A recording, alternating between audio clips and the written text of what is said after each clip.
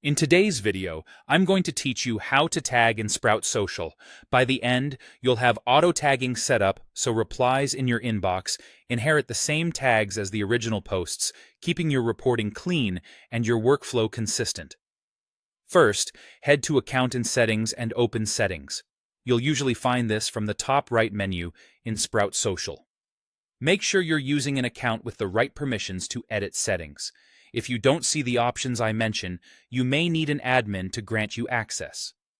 Opening Settings puts all the controls you need in one place, so you can configure tagging once and have it work across your team. Next, go to Inbox Settings and turn on the option labeled Apply Published Post Tags to Replies.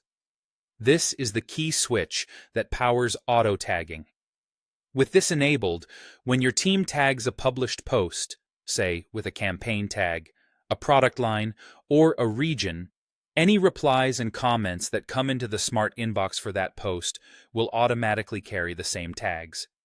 This saves time, reduces manual tagging, and ensures your analytics reflect the full conversation, not just the original post.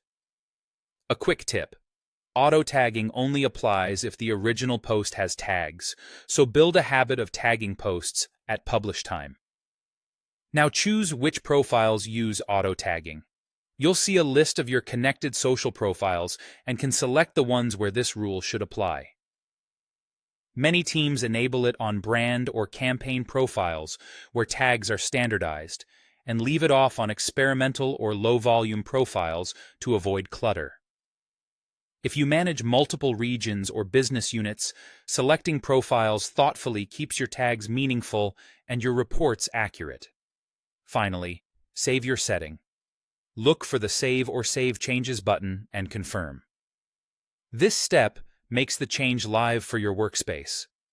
Once saved, the setting applies moving forward.